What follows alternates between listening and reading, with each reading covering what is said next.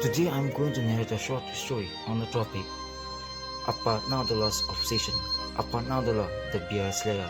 Apa Nadola, the bear wrestler. Apa Nadola, the crow. Apa Nadola, the gorilla. Apa Nadola, the simpleton. Apa Nadola was known by many names, not only by the people in his own village, but also by many far and wide.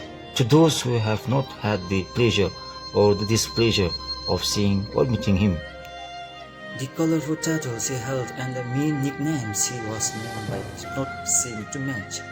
Nevertheless, many people who had heard the tales of his fights with bears found the tales to be either eerie or mesmerizing. For some people like me, the tales were the subject of utmost curiosity. Years after I heard the tales, Apanadola's love, or rather obsession, for wrestling with bears and had forgotten half of them, I was transferred as an agriculture extension agent to Tangmachu. Tangmachu was a village with beautiful rice terraces, equally beautiful ladies who sang like cuckoos and danced like an Indian peacocks, and served almost 60 proof ara, skillfully brewed from rice and millet or maize. A couple of weeks after I had settled down in a small cottage, I was in Pagidum, a nearby sister village of Tangmachu, to conduct a day's farmer's training on kitchen gardening. While I was scrubbing down the names of the farmers who were gathered down there to take part in the training on a government-issued spiral notebook with a cheap ballpoint pen, a man with a clumsy jig approached me. He was wearing a well-worn black cotton coat with a white cotton cloth patch the size and shape of a medium-sized bangtung on the front pouch. I was later taken aback by his shorter than normal stature and his unusual tar-black complexion, like that of a puntaf's sun-scorched, resin-smeared face in winter. There he stood in front of me with his feet closer together like a shoulder at attention, his upper body bowed forward like an 80-year-old grandma. His right hand was covering his mouth with the sleeve of his coat as if he was avoiding a foul odor, while his left arm was neatly stretched downward and plastered against his left thigh. Nadola Lalapin, he reported, bowing even lower. Up Nadola, the bear wrestler.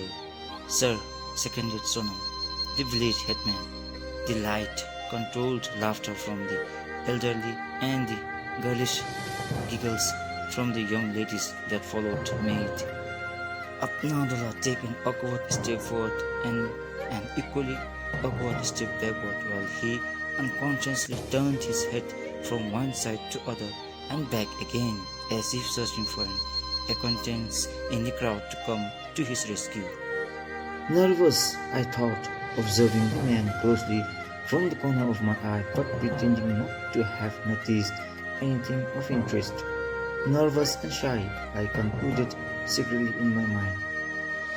Aponadola, I repeated as I jotted down his name and said, Aponadola, please take a seat. Immediately, I was lost in my own thoughts. Fagidum is Aponadola's locality, I thought aloud with an almost blank mind.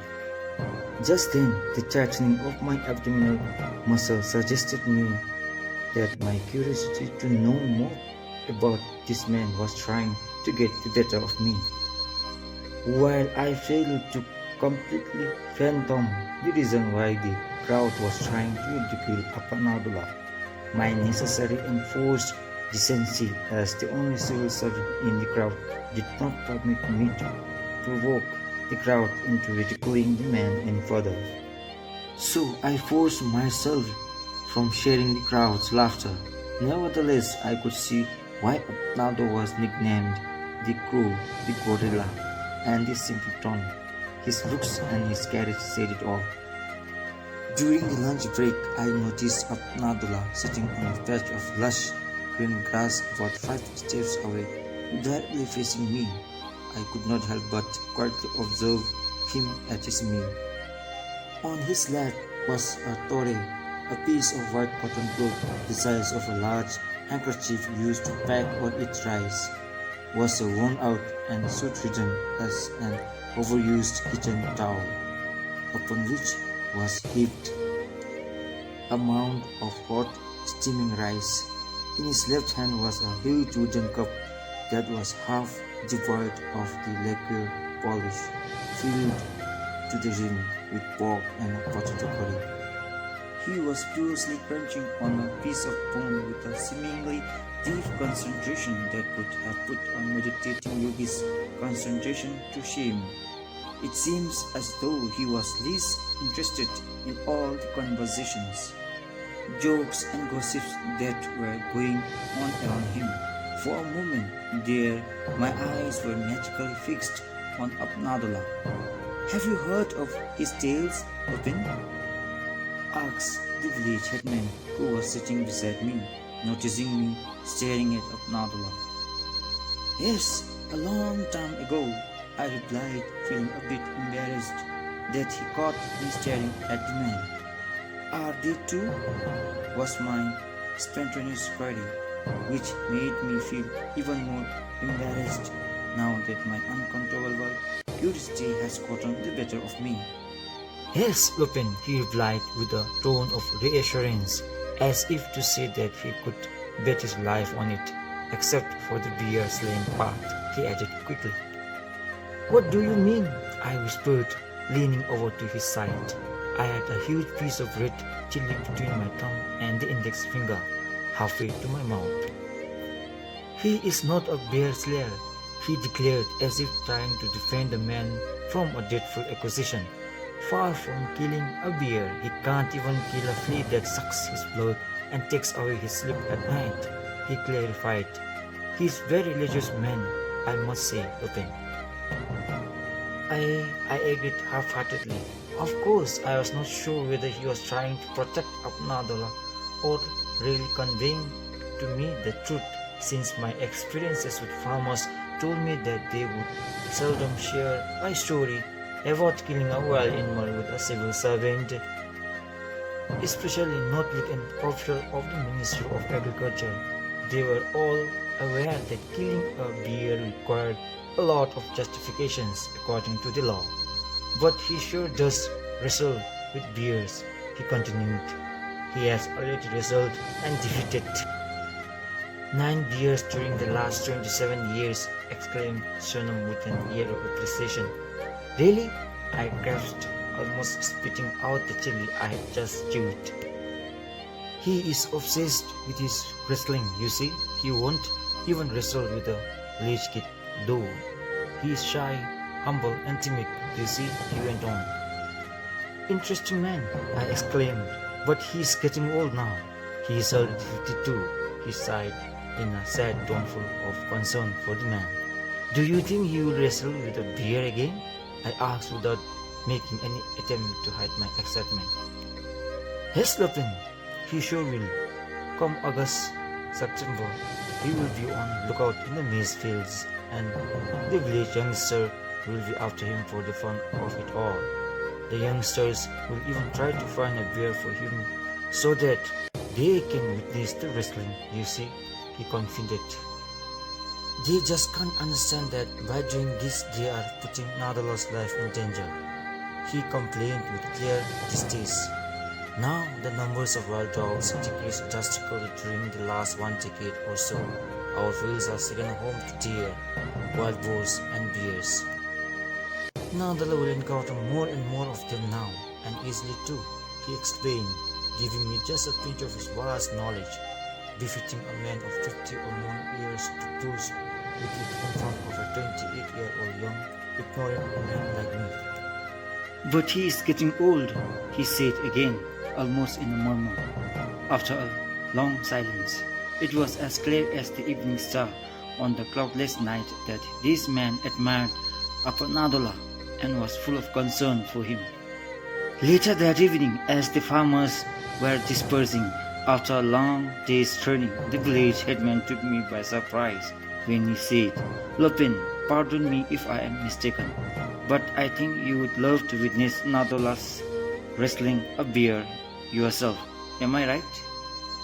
Before I could utter a word, he added, "I will inform you of his next wrestling match if I know in advance when and where it is going to take place. He volunteered.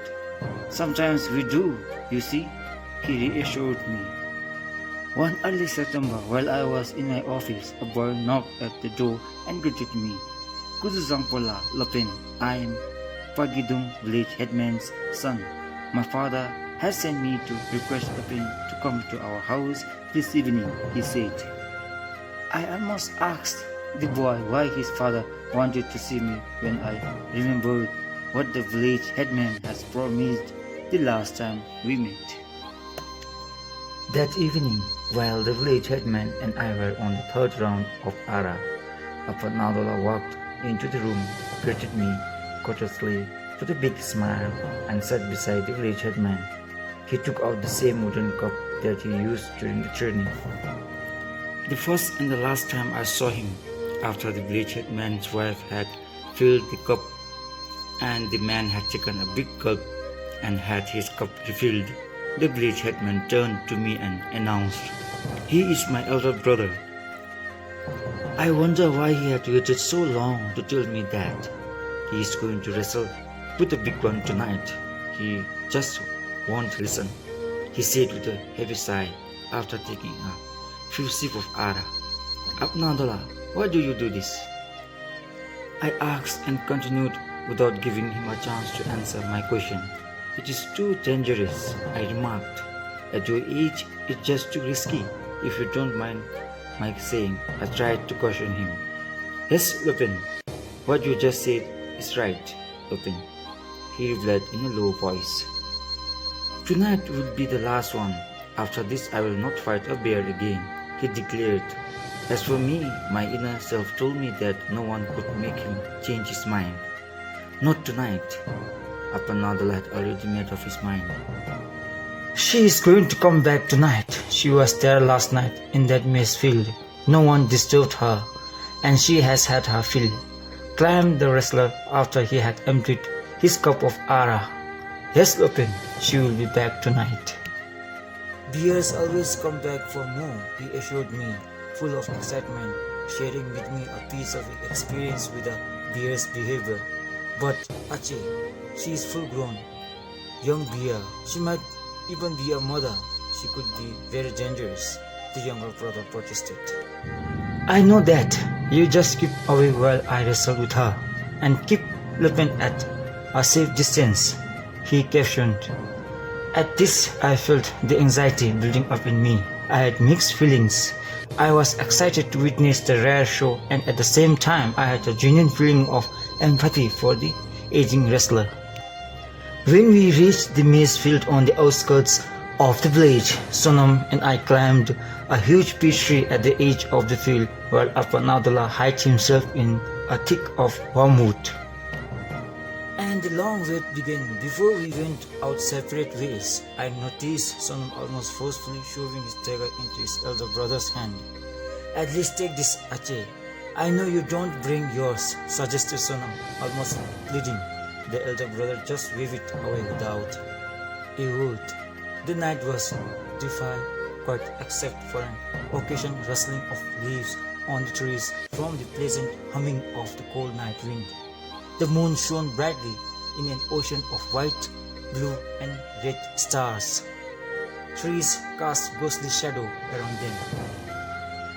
After about 30 minutes that felt like hours, I peered toward Nadola's hideout. To my surprise, he was standing in the middle of a thicket of wormwood rather than hiding in it. Do you reckon that Nadola has sensed the bear's arrival?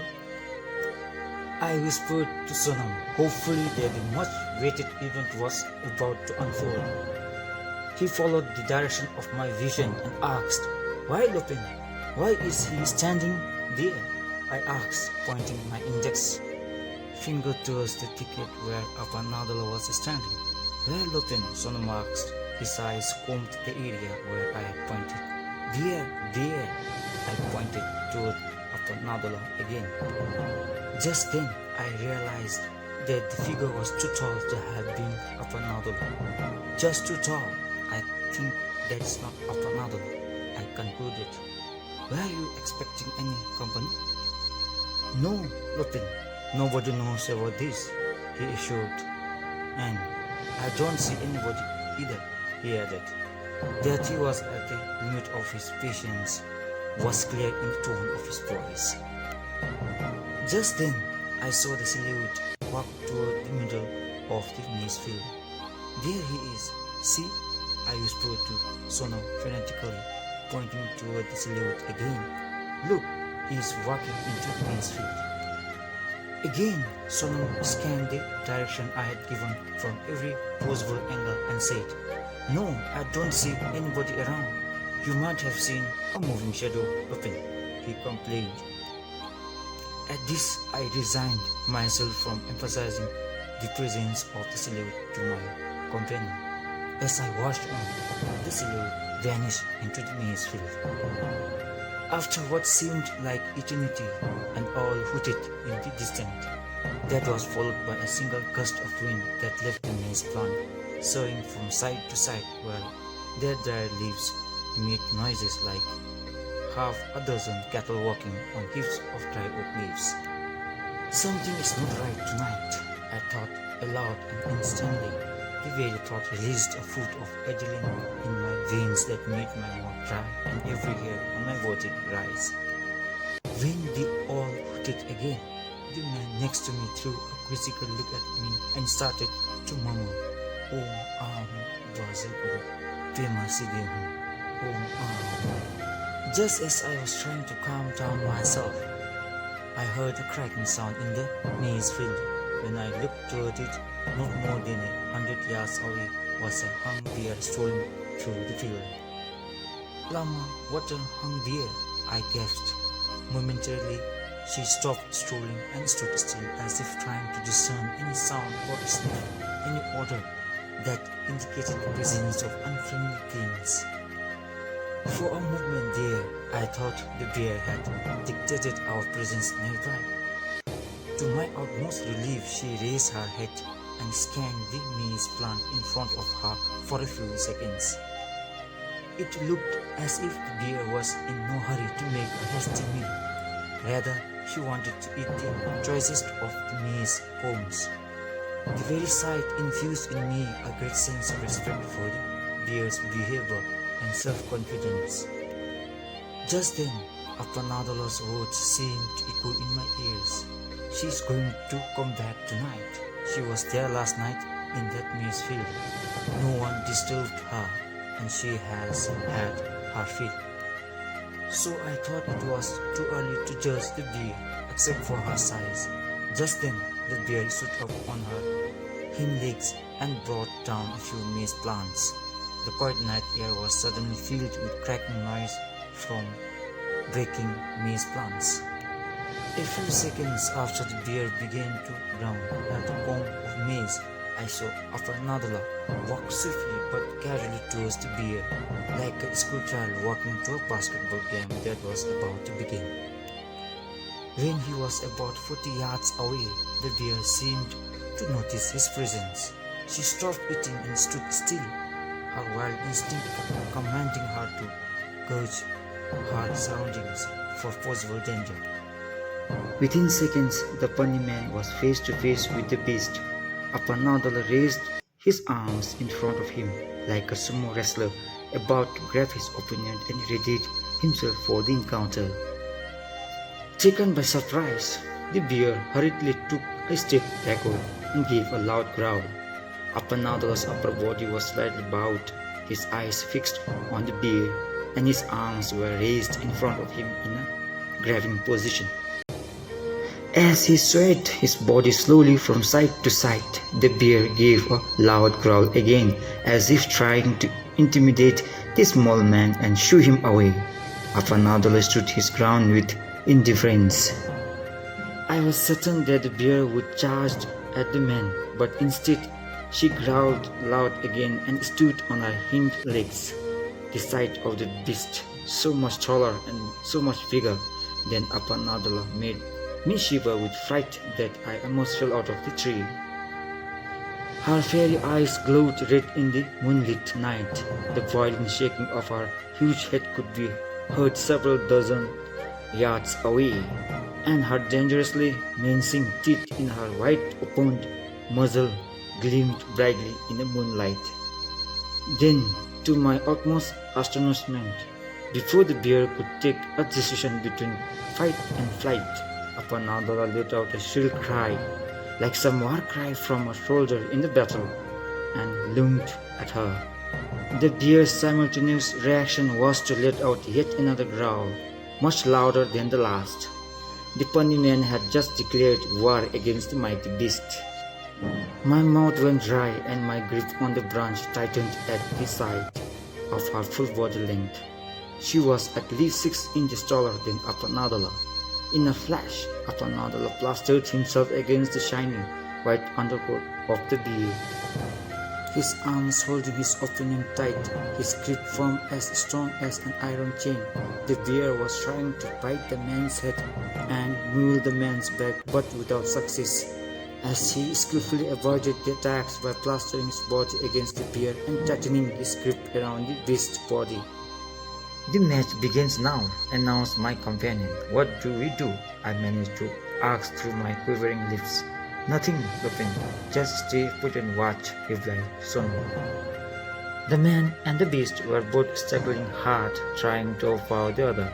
The bear was desperately trying to gnaw her opponent's head, her powerful fangs. Nadola, on the other hand, seemed to be well aware of the bear's intention and had his head tucked out tightly and safely against her throat, his powerful hands now holding the bear's neck in a tight embrace. Every time the bear tried to send him down on his knees by leaning forward and putting the full weight of her body on her opponent, Nadola pulled her down hard onto his head, choking her with every pull. The little man did not give her any chance to rip his body apart with her claws as he sent her off balance time and again by swinging her around. All she could do at that moment was to retaliate with her own physical prowess and wait for the precise moment for him to make a mistake and expose his head or body for her to count on or claw it. However, Nadola seemed to know that he must exhaust the bear before she could get him, because he kept on swinging the bear around by holding his arms tightly around her body from below her forelegs. The night was filled with the noises of the bear's growl, Nadola's war cry, the thuds of the bear's weight against the ground every time Nadola lifted the swing her and tried to nail her to the ground, and the crushing and cracking sounds of dry maize leaves and plants as the fighter either stumbled or shook them.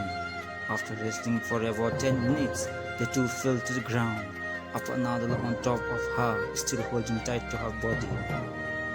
They started rolling down the sloped maize field, felling all the maize plants along the way. Finally, they fell off the cliff at the edge of the field, disappeared from our view.